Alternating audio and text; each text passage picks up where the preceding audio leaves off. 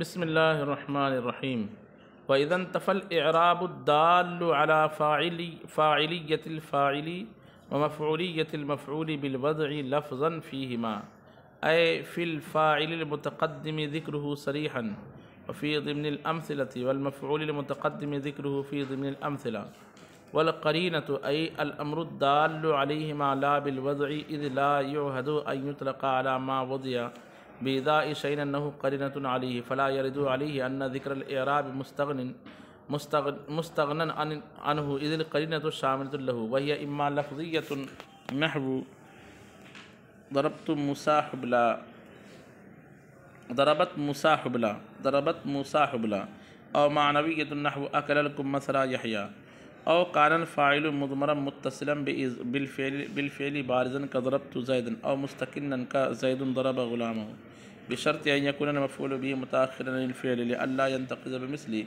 زيدا ضربت أو وقع مفعوله أي مفعول الفاعل بعد إلا بشرط توسطها بينهما في صورتي التقديم والتأخير نحو ما ضرب زيد إلا عمرا أو بعد معناها نحو إنما ضرب زيد أمرا وجب تقديمه أي تقديم الفاعل على المفعول في جميع هذه الصور۔ یہاں سے ایک مسئلہ بیان کیا جا رہا ہے۔ صاحب کافیہ فرماتے ہیں کہ چند صورتیں ایسی ہے کہ جب فاعل کو مفعول بہ پر مقدم کرنا یہ واجب ہو جائے گا، مناسب نہیں رہے گا بلکہ وجوب تقدیم کیا رہے گی؟ واجب ہو جائے گی تقدیم۔ اور وہ صورت کب ہے؟ تو تین صورتیں یہاں بیان کی ہیں، یہ الگ الگ کریں گے تو چار صورتیں۔ پہلی صورت یہ بیان کی گئی ہے کہ جب فاعل اور مفعول میں اعراب نہ ہو، یعنی اعراب سے مراد اعراب لفظی نہ ہو، ٹھیک ہے، یا قرینہ نہ ہو، اعراب نہ ہو یا قرینہ۔ قرینہ سے مراد یہ ہے کہ کبھی کبھی کیا ہوتا ہے کہ اعراب اگرچہ نہ ہو لیکن قرینہ کچھ ایسا عبارت کا رہتا ہے، یعنی عبارت کی ترتیب کچھ ایسی رہتی ہے کہ جس سے آپ فیصلہ کر لیتے ہو کہ یہ والا لفظ فاعل ہونا چاہیے اور یہ والا لفظ کیا ہونا چاہیے؟ مفعول بہ ہونا چاہیے۔ جیسے میں آپ کو یوں کہوں کہ زید اور پھل اور کھایا، اس میں کس کو فاعل بنانا چاہیے، کس کو مفعول بہ بنانا چاہیے؟ تو آپ جاندار اور بے جان چیز کی قرینہ جو آپ کے ذہن میں آیا، قرینہ یعنی ایسی حالت جو اس چیز پر دلالت کرے، ٹھیک ہے، درست سمجھنے پر جو چیز دلالت کرے اس چیز کو کیا کہا جائے گا؟ قرینہ۔ تو آپ نے درست سمجھا کہ پھل مفعول بھی ہونا چاہیے اور زید کو یہاں کیا ہونا چاہیے؟ تو یہ جو آپ نے سمجھا بے جان اور جاندار کے ذہن میں قیاس سے، اسی کو کیا کہا جائے گا؟ قرینہ کہا جائے گا، ٹھیک ہے۔ تو کوئی قرینہ بھی نہ ہو اور ظاہری طور پر جو ہے وہاں اعراب لفظی بھی نہ ہو، جس سے سمجھ میں آئے کہ یہ فاعل ہے کہ یہ مفعول ہے۔ ایک تو یہ ہے کہ سمجھ میں آ جائے آپ کو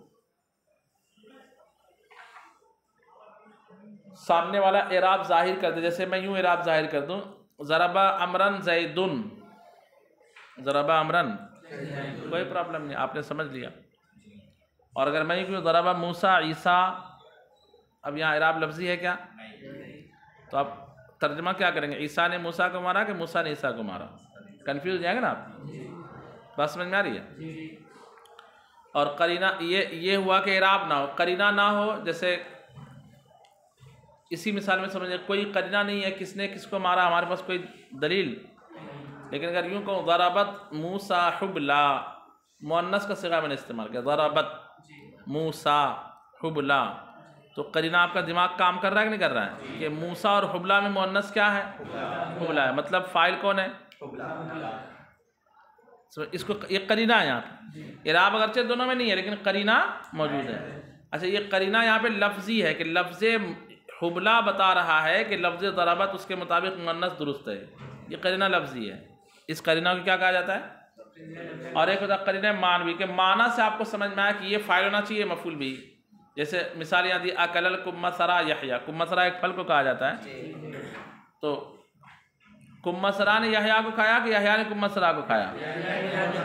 یہ کیوں سمجھا؟ دونوں کا معنی ہم نے سمجھا، کمثرى اور یحییٰ کا معنی جب سمجھا تو سمجھ میں آیا کہ اکلا کا فاعل یحییٰ نہیں ہونا چاہیے بلکہ کون ہونا چاہیے؟ اکلا کا فاعل کمثرى نہیں ہونا چاہیے بلکہ، تو قرینہ بھی نہ ہو، نہ لفظیہ ہو، نہ معنویہ، اعراب بھی نہ ہو، اعراب سے مراد اعراب لفظی نہ ہو، یا جو ہے ایک صورت یہ دو ہو گئی صورت، ایک صورت یہ بیان کی گئی ہے کہ فاعل جو ہے نا یہ ضمیر متصل ہو، فاعل کیا ہو؟ ضمیر متصل ہو۔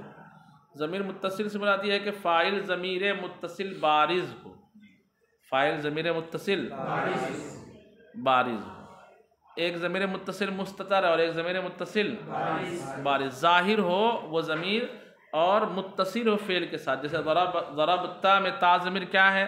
متصل بھی ہے اور بارز بھی ہے، متصل بھی ہے اور بارز بھی ہے۔ تو یہ دو صورت میں، اور تیسری صورت یہ ہے کہ فاعل کا جو مفعول بھی ہے وہ الا کے بعد واقع ہو۔ کس کے بعد واقع ہو؟ الا یا معنی الا پر دلالت کرنے والے الفاظ۔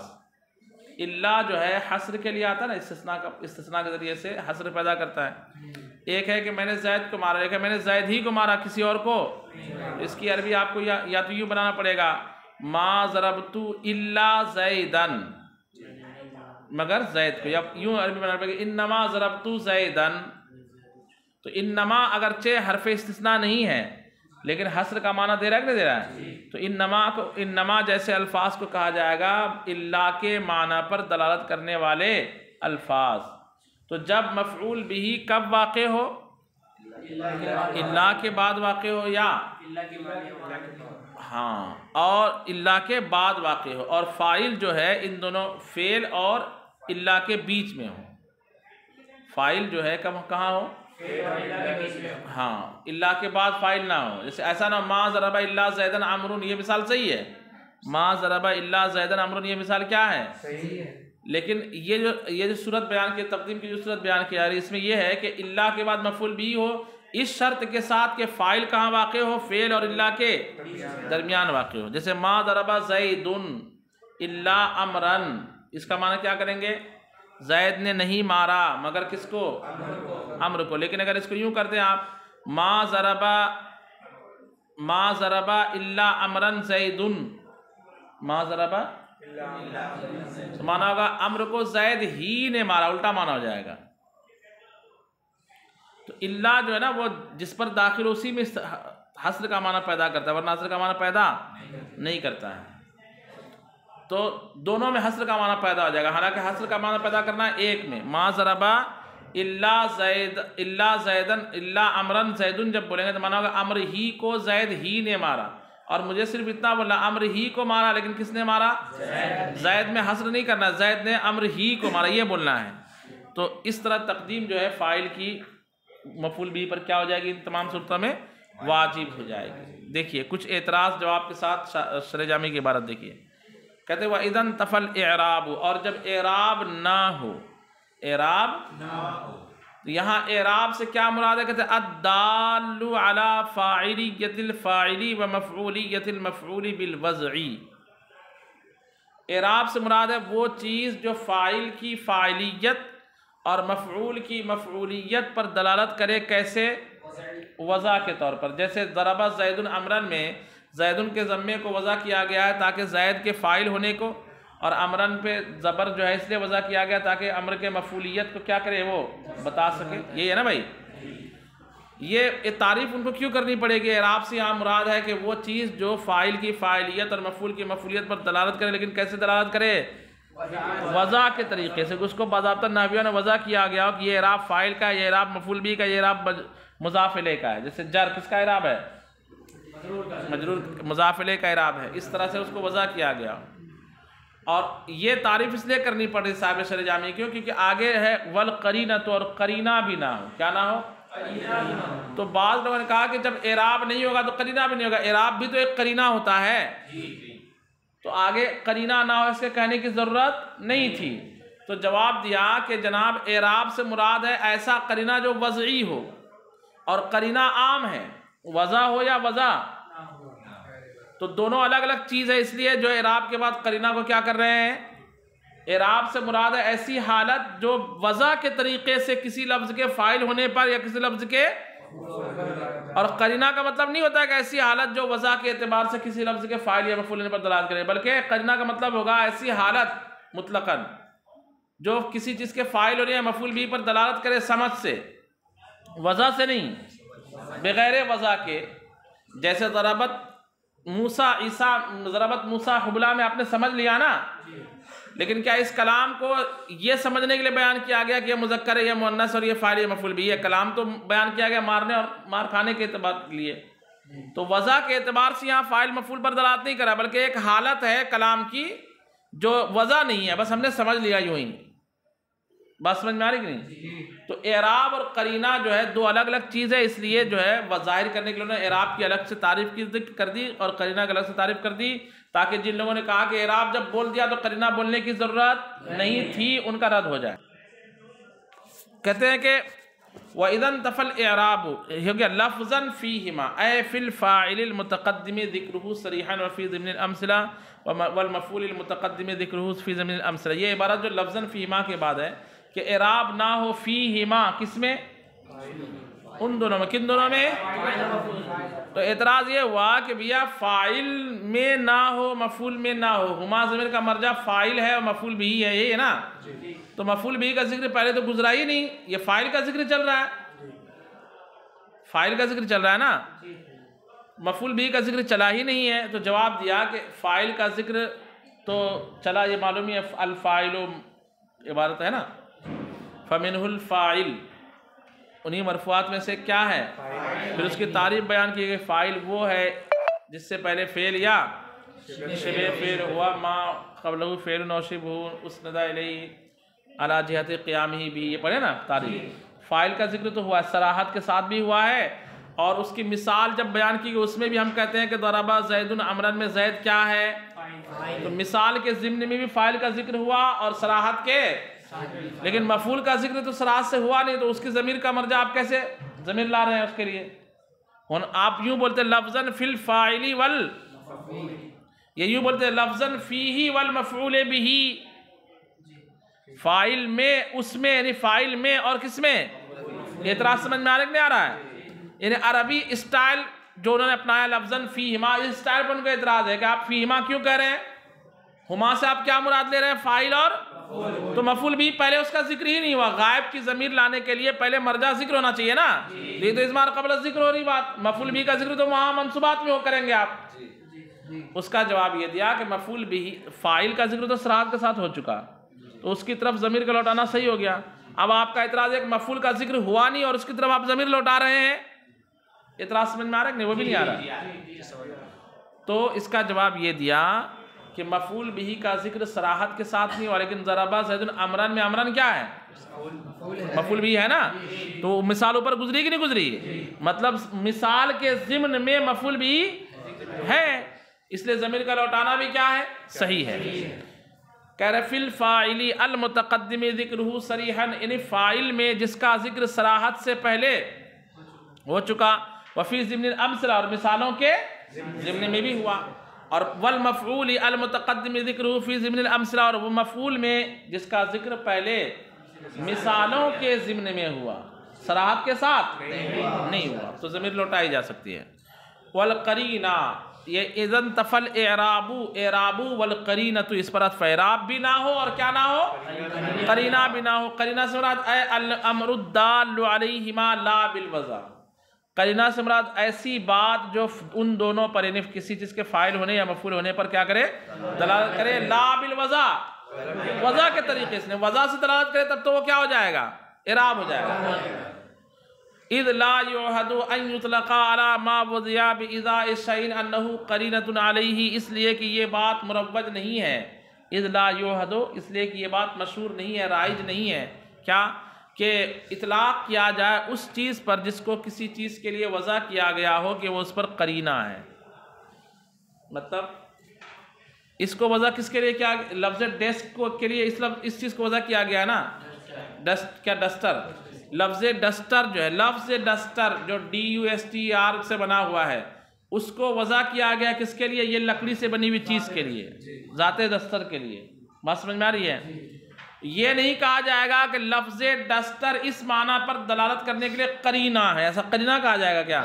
تو ایک چیز کو کسی چیز کے لیے وضع کیا جاتا ہے تو وضع میں قرینہ، اور جو قرینہ ہوگا وہ وضع نہیں ہے، اس لیے الگ الگ چیز ہے۔ فلا یرید علیہ، تو اس پر اعتراض وارد نہیں ہوگا، یعنی قافیہ کی اس عبارت پر جو صاحب قافیہ نے کہا ہے کہ اذن تفل اعراب فیہما لفظاً والقرینۃ، یہ والقرینہ جو لایا ہے نا، اس پر بعض لوگوں نے کہا کہ یہ قرینہ لانے کی ضرورت نہیں تھی، کیونکہ اعراب بول دیا تو بات ختم ہو گئی، یہ لفظ قرینہ صاحب قافیہ نے زیادہ لایا۔ تو صاحب شرح جامع کہتے ہیں کہ نہیں، یہ اعتراض کرنا ان کا کیا ہے؟ غلط ہے، کیونکہ اعراب جو فاعلیت یا مفعولیت پر دلالت کرتی ہے وہ کس اعتبار سے، اور قرینہ جو دلالت کرتا ہے کس اعتبار سے؟ غیر وضع کے اعتبار سے۔ اس لیے دو الگ الگ چیزیں بھائی، ایک ہی چیز فلا یرد علیہ، تو اس پر اعتراض وارد نہیں ہوگا انہ ذکر الاعراب مستغنن عنہ، کہ مستغنن عنہ، کہ اعراب کا ذکر کرنا اس سے بے نیاز کر دیتا ہے، یعنی قرینہ کے ذکر سے کیا کر دیتا ہے؟ بے نیاز کر دیتا ہے۔ اذ القرینۃ الشاملۃ لہ، اس لیے کہ قرینہ شامل ہے، یہ کہنا آپ کا درست نہیں ہے۔ قرینہ جو ہے اعراب کو شامل نہیں ہے، الگ الگ چیز ہے۔ اب پھر قرینہ کی تفسیر بیان کریں گے۔ قرینہ دو طریقے کا ہوتا ہے، قرینہ لفظیہ اور ایک قرینہ وہی اما لفظیۃ، اور وہ قرینہ یا تو لفظیہ ہوگا، یعنی لفظ کی ترتیب ایسی رہے گی جس سے آپ سمجھ جاؤ گے کہ یہ فاعل ہے، یہ جیسے ضربت موسیٰ حبلا، تو ضربت مؤنث کا صیغہ جو لفظ ہے یہ لفظ ہی بتا رہا ہے کہ فاعل کون ہے؟ تو یہاں تقدیم واجب ہوگی کیا؟ یہاں ضروری واجب ہے کہ حبلا کو پہلے لایا جائے موسیٰ کو بعد میں لایا جائے؟ نہیں، تقدیم واجب نہیں لفظ کی۔ اور معنویۃ، یا معنوی قرینہ ہو، جیسے اکل الکمثرا یحییٰ، تو کمثرا کا بے جان ہونا، یہ جو ہم نے دماغ میں سمجھا، یہ بتا رہا ہے کہ فاعل کون ہے، اس لیے یہاں قرینہ کیا ہو جائے گا؟ معنویہ ہو جائے گا۔ قرینہ کیا ہوگا؟ قرینہ کی دو قسمیں یاد رکھ لیجئے۔ تو یہ دونوں چیزیں اگر نہ ہو، یہ دونوں چیزیں اگر تو سامنے والے کو یہ بتانے کے لیے کہ میں اس کو فاعل مان رہا ہوں، اس کو مفعول بھی مان رہا ہوں۔ اب آپ نے کسی کے پاس آپ آئے ہے نا، اس کے ایک دوست کا نام جو ہے مثال کے طور پر کیا تھا، اعراب جس میں لفظی ہوتا ہے، موسیٰ عیسیٰ لیجیے، چلے مشہور مثال ڈھونڈنا پڑے گا، تو موسیٰ تھا، ایک کا نام عیسیٰ تھا، ٹھیک ہے۔ اب آپ کو یہ بولنا تھا کہ موسیٰ نے کس کو مارا ہے؟ عیسیٰ کو مارا ہے، اور ان کی جو ہے عیسیٰ نامی جو شخص تھا، جو بھی وہ نبی کی بات طرف توجہ نہ لے جائے، تعدد وضع ہوتا ہے لفظوں میں، تو اس لیے کسی اور کا نام، اس کو عیسیٰ نامی شخص جو ہے وہ کم محبت تھی اور موسیٰ نامی شخص سے زیادہ محبت تھی۔ اب اس کو اگر آپ یہ بول دو گے کہ عیسیٰ نے کس کو مارا ہے، آپ نے یوں کہہ دیا ضرب عیسیٰ موسیٰ، کیا کہا؟ یہ سامنے والا کیا سمجھے گا کہ عیسیٰ نے موسیٰ کو مار دیا، کیا ارے موسیٰ کو مار دیا، میرے اچھے دوست کو، یہ جا کے اس کو پیٹ دے گا۔ بعد میں آپ بولو گے اصل میں نے یہاں جناب مفعول بھی کو مقدم کیا تھا، کیا کیا تھا؟ تو وہ پھر آپ کو مقدم کر دیں گے، پاگل آدمی بھی بتا رہے ہو آپ معاملہ خراب ہونے کے بعد۔ اس لیے یہاں تقدیم کیا ہے، تاکہ ان کا کنفیوژن کیا ہو جائے، یہ جا کے عیسیٰ کو نہ پیٹ دے۔ بولنا پڑے گا کہ عیسیٰ اگرچہ آپ اس کو کم چاہتے ہو، لیکن مارا بھی اسی نے جس کو آپ زیادہ چاہتے ہو، موسیٰ نے مارا ہے۔ اس لیے طے ہے کہ یہاں پہ آپ کیا بولیں، ضربا موسیٰ عیسیٰ۔ بات سمجھ میں آ رہی ہے؟ اسی کیوں کہتے ہیں کہ یہ قرینہ نہ ہو۔ اور دوسری صورت، یہ ایک صورت ہو گئی، او کان الفاعل مضمرا متصلا، او عبارت قافیہ کی او کانا مضمرا متصلا، او کانا یا وہ ہو، تو وہ سے مراد کون؟ فاعل۔ وہ سے مراد کون؟ یا وہ ضمیر، خیریت سے ماشاءاللہ تشریف لائیے، یا وہ ضمیر مرفوع متصل ہو، بیٹھیے، بالفعل بارزن۔ ضمیر مرفوع جو ہوتی ہے، متصل جو ہوتی ہے، دو طریقے کی ہوتی ہے، ایک بارز اور ایک مستتر، ایک بارز اور ایک۔ تو صاحب شرح جامی نے کہا کہ کون سے ضمیر کہنا چاہ رہے صاحب کافیات کا؟ بالفعل، ضمیر جو متصل ہو، نمبر ایک فعل سے، کس سے؟ فعل سے متصل ہو۔ تو فعل کے علاوہ سے بھی ضمیر متصل ہوتی ہے، کیا ہوتی ہے؟ انہو، وہ ضمیر کیا ہے؟ متصل ہے نا۔ تو کہا کہ یہاں وہ ضمیر متصل مراد ہے جو کس سے متصل ہو؟ فعل سے، پلس بارزن، وہ ضمیر کیا ہو؟ فعل سے متصل ہو، بارز بھی ہو۔ اس کا مطلب فعل سے متصل ہونے والی ضمیر بارز کے علاوہ بھی ہوتی ہے، کیا ہوتی ہے نا؟ ایک متصل بارز اور ایک متصل مستتر۔ تو یہ مستتر سے اعتراض کے لیے انہوں نے قید کا اضافہ کیا، بالفعلی بارزن، غیر فعل سے جو متصل ہوتی ہے وہ مراد نہیں، فعل سے متصل ہو غیر بارز ہو وہ مراد نہیں۔ تو اس قید کے ساتھ کہ جب فاعل ضمیر متصل ہو یعنی فعل سے متصل ہو کر بارز ہو، مثال بھی دے رہے ہیں کہ ضربت زیدن، جیسے ضربت زیدن یا ضربتی زیدن یا ضربت زیدن، ضربتا زیدن، جو بھی آپ بولیں. تو ضربت زیدن میں تا ضمیر ہے جو کس سے متصل ہے؟ فعل سے متصل ہے. ساتھ ہی ساتھ جو ہے یہ ضمیر بارز ہے. کیا ہے؟ یہ دوسری صورت. او مستقنن، یہ عام کر دیا. بارز کے بعد کیا کر دیا اس کو؟ کہ وہ ضمیر جو فعل سے متصل ہو یا تو بارز ہو او مستقنن، بولیے، یا مستتر ہو، پوشیدہ ہو، چھپی ہوئی ضمیر ہو. کزید ضرب غلامہ، کزید ضرب. تو ضربہ میں کیا ضمیر ہے؟ کیا کون سی ضمیر ہے ضربہ میں؟ مستتر ضمیر ہے جس کا مرجع کون ہے؟ زید. یہ دونوں صورتوں میں. اس میں ایک اور شرط، بشرط ان یکون المفعول به متأخرا عن الفعل لئلا ينتقض بمثل زید ضربت یا ضربت. کہتے ہیں اس میں بھی ایک شرط رہے گی، وہ یہ کہ اس شرط کے ساتھ کہ مفعول به فاعل سے بعد میں رکھا گیا، اس ضمیر سے بعد میں رکھا گیا ہو ترتیب کے اعتبار سے، اس لیے کہ کوئی اعتراض اس مثال سے نہ کر دے زیدن ضربتو سے. کوئی کہے کہ زیدن ضربتو فعل کا فاعل ضمیر ہے، مرفوع ہے، متصل ہے، سب صورتیں ہیں، لیکن مفعول بھی کی تقدیم کہاں واجب ہے؟ ہم نے زیدن کہاں فعل کو کہاں لا لیا، مفعول بھی کو کہاں لا لیا؟ تو صاحب شرح جامی کہتے ہیں کہ یہاں پہ جو دوسری صورت بیان کی جا رہی ہے تقدیم فاعل المفعول کی، کہ فاعل کو مفعول بھی پر مقدم کرنا واجب ہے. دوسری شرط میں قید کا اضافہ ہے، وہ یہ ہے کہ فاعل کی جو ضمیر ہے وہ مفعول بھی سے پہلے رکھی جائے تو یہ صورت ہے. اور یہ کب ہوگا؟ زیدن ضربتو اور ضربتو زیدن میں فرق یہ ہوگا کہ اگر سامنے والا اپنے ضاربیت ہونے کا اور زید کے مضروبیت ہونے میں حصر کا معنی پیدا نہیں کرنا چاہے، یعنی یہ بتانا نہ چاہے کہ میں نے زید ہی کو مارا، میں نے سادہ جملہ بولنا چاہے سادہ ذہن کے لیے کہ میں نے زید کو مارا بس، تو تقدیم واجب ہوگی. تو تقدیم کیا ہوگی؟ اور اگر معنی مضروبیت کو مفعول یعنی زید میں حصر کرنے کے لیے وہ عبارت لائے تو تقدیم واجب، تب تو واجب ہے کہ مفعول بھی فعل سے بھی کیا ہو؟ یہاں یوں ہو جائے گا زیدن، جیسے نعبدو کا اور ایاک نعبدو. بس سمجھ میں آئے کہ نہیں؟ تو نعبدو کا میں تقدیم واجب ہے، لیکن ایاک نعبدو میں تقدیم عدم تقدیم واجب ہے. کیا واجب ہے؟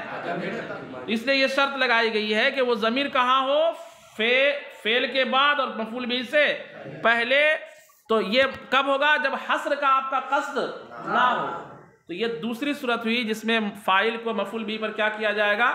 مقدم کیا جائے گا. تیسری صورت ہے او وقع مفعولہ اے مفعول الفاعل بعد الا. ہا ضمیر کا مرجع متعین کرنے کے لیے مفعولہ کے بعد کیا عبارت لائی صاحب شرح جامی نے؟ مفعول الفاعل. فاعل کا مفعول، فاعل کا مفعول. مفعول فاعل کا ہوتا ہے کہ فعل کا ہوتا ہے؟ بولیے بھائی. فاعل کا ہوتا ہے. مفعول بھی کس کو کہتے ہیں؟ تو ترکیب جو آپ کہتے ہیں ضربہ زید عمرن، تو کیا بولتے ہیں ترکیب میں؟ ضربہ فعل، زید کس کا؟ اور عمرن مفعول بھی کس کا؟ فاعل کا. مفعول بھی اصل فعل کا ہوتا ہے. مفعول بھی کس کو کہتے ہیں؟ کہ جس جگہ پر فعل واقع ہوا ہو اس جگہ کو کیا کہا جاتا ہے؟ جس چیز پر، اس کو مفعول بھی کہتے ہیں جس چیز پر فاعل کا فعل واقع ہو. تو یہاں پہ فاعل کا مفعول بھی کہنے کی جو ہے نا صاحب کافیہ نے ایک عمدہ وجہ جو ہے شارح نے بیان کی، انہوں نے بیان نہیں کی ہے. وہ یہ بیان کرتے ہیں کہ ادنا ملابست اور ادنا تعلق کی بنیاد پر مفعول بھی کی نسبت کدھر کی گئی ہے؟ فاعل کی طرف. یعنی اصل مفعول بھی جو ہوتا ہے وہ کس کا ہوتا ہے؟ فعل کا. مفعول بھی، مفعول فی، حال، تمیز جو بھی ہے، کیونکہ عامل کون ہوتا ہے مفعول بھی میں؟ فاعل ہوتا ہے کہ فعل؟ تو ادھیکار بھی کس کا ہوگا؟ فعل کا ہی ہوگا، کیونکہ اس کا معمول ہے، اس کا اثر اس پر ظاہر ہو رہا ہے. تو اصل مفعول بھی کس کا ہے؟ لیکن صاحب کافیہ نے کیا کہا ہے؟ فاعل کا مفعول بھی. یہ بتانے کے لیے کہ جملہ فعلیہ میں فاعل کی اتنی زیادہ اہمیت ہے کہ جو چیز فاعل کی نہیں ہے اس کی بھی اس کی طرف کیا کر دی گئی ہے؟ مجازی طور پر۔ کیسے؟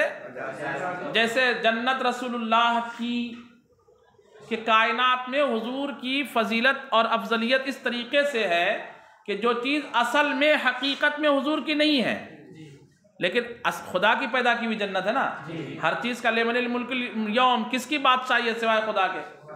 الا اللہ، اصل تو وہی اللہ ہی مالک ہے، لیکن اس اعتبار سے کہ افضلیت و فضیلت ملابست، جس کو اعلیٰ حضرت نے کہا ہم ہیں ان کے، وہ ہے تیرے تو ہوئے ہم تیرے، اس سے بڑھ کر تیری سمت اور وسیلہ کیا ہے؟ تو اس مناسبت سے کہ فاعل کی اہمیت اتنی زیادہ ہے کہ جس چیز پر فعل کا اثر ہو رہا ہے، جس چیز پر کس کا اثر ہو رہا ہے؟ فعل کا اثر ہو رہا ہے، فاعل کی اہمیت کی بنیاد پر فعل کی چیز کو کدھر نسبت کر دی گئی؟ فاعل کی طرف کہا گیا مفعولہ۔ اور صاحب شرح نے بھی کیا مرجع نکالا ہے؟ مفعولہ، اے مفعول الفعل نہیں کہا بلکہ کیا کہا؟ فاعل کہا۔ یہ ادنا ملابست کی بنیاد پر اور فاعل کے عمدہ ہونے کو بتانے کے لیے، اس کو بتانے کے لیے، عمدہ ہونے کو بتانے کے لیے۔ تو فاعل کا مفعول بھی واقع ہو بعد الا، کس کے بعد؟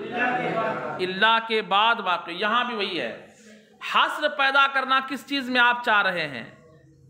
الا کے بعد ہو تو ایک قید کا اضافہ کر رہے ہیں، بشرط توسطها بینہما فی صورتئی التقدیم والتاخیر، تقدیم اور تاخیر کی دونوں صورتوں میں الا کا ان دونوں کے درمیان توسط کے شرط کے ساتھ، یعنی الا کو آپ رکھنا کہاں چاہ رہے ہیں؟ تو ایک صورت بیان کی جائے گی جب کہ الا کے ساتھ فاعل واقع ہو، الا کے ساتھ پر واقع ہو تو مفعول بھی کو فاعل پر اور فاعل کو مفعول بھی سے مؤخر کرنا کیا ہو جاتا ہے؟ واجب ہو جاتا ہے۔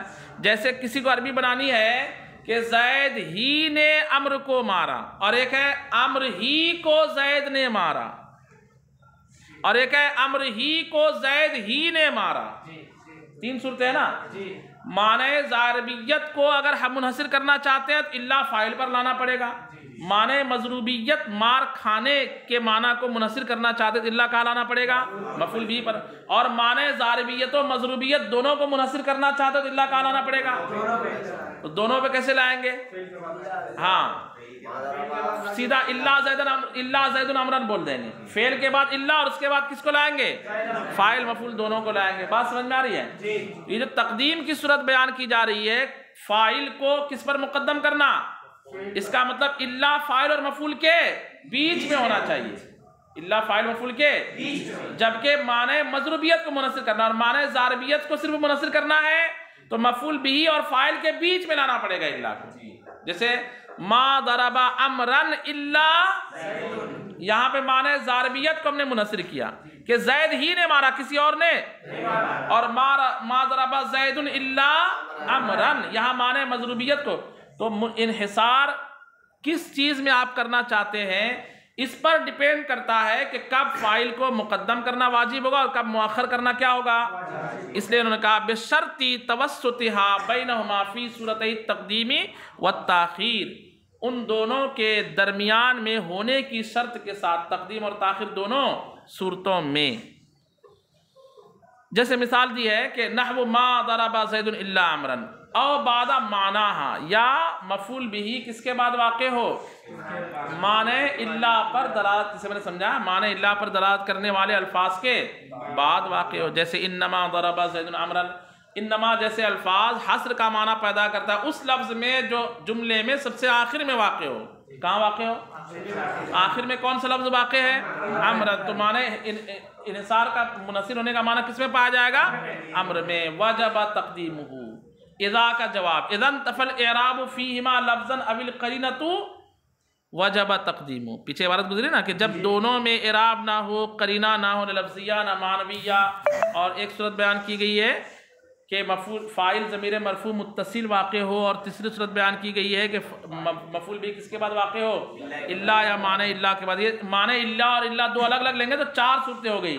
نمبر ایک، جب فاعل و مفعول میں اعراب لفظی اور قرینہ دونوں نہ ہو۔ نمبر دو، جب فاعل کیا ہو؟ ضمیر مرفوع متصل واقع ہو، چاہے بارز یا مستتر۔ اور نمبر تین، جب مفعول بھی کب واقع ہو؟ الا یا معنی الا کے بعد واقع ہو. تو یہ 3 صورتیں لیجئے یا 4 مانیے. معنی الا والے کو اگر الگ سے لے لیں گے تو 4 صورتیں ہو جائیں گی. تو یہ تمام صورتوں میں وجب تقدیمہ، اس کو مقدم کرنا واجب